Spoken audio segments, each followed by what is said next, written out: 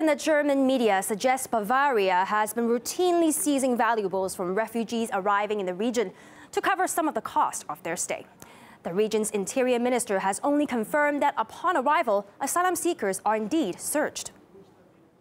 All cash and valuables worth over 750 euros can be seized.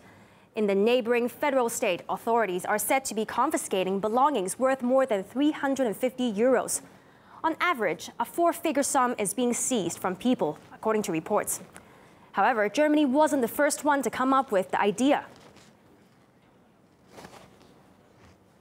Back in 2015, Denmark began seizing money and valuables worth over 1,300 euros, excluding belongings, deemed to be of special personal value. Switzerland soon followed.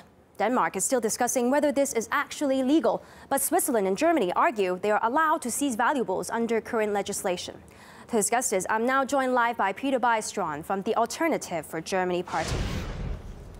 Hello. Thank you for joining us on the program tonight, Peter. So can I just ask you, are these measures of seizing valuables an economic necessity? I mean, we're talking about Bavaria, which is one of the richest states in Germany. Of course, this is not economic necessity. This is just a populistic gesture. You have to know that there are elections in Germany in three very important states, and the government is now trying to show that it is acting in the crisis. So is this more of an economic measure then, or just kind of a scare tactic to deter refugees from going to Europe? Again, this is either the first nor the second. This is just a gesture for the domestic population in front of the election.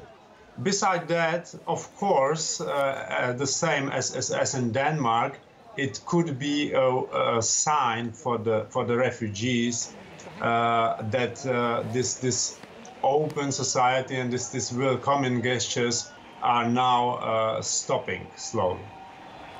So, how effective do you think these attempts will be to reach its purpose?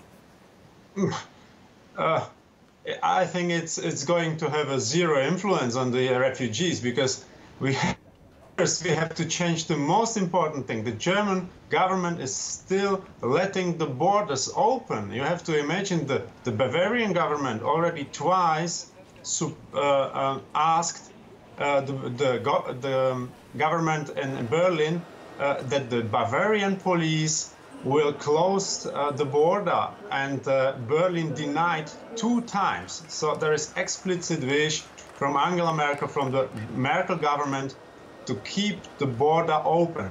And if you on one side keeping the border open, and on the other side doing just small things like taking some belongings of the refugees, this is nonsense. Sorry.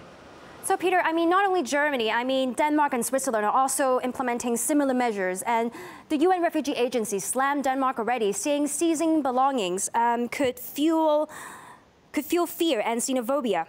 Do you agree there's a risk for that? No, of course not. Implemented this measure in a package of more measures. You know, they also started a stronger control at the borders and so on. So that was more important. And xenophobia is not connected with one of those measures. Do you think these measures are being implemented now because there's this kind of growing anti-migrant mood after the attacks in the city of Cologne on New Year's Eve? Yes, of course. The whole population now is aware of the problems which are connected with the immigration, with the mass immigration, and with the uncontrolled immigration. You know? And again,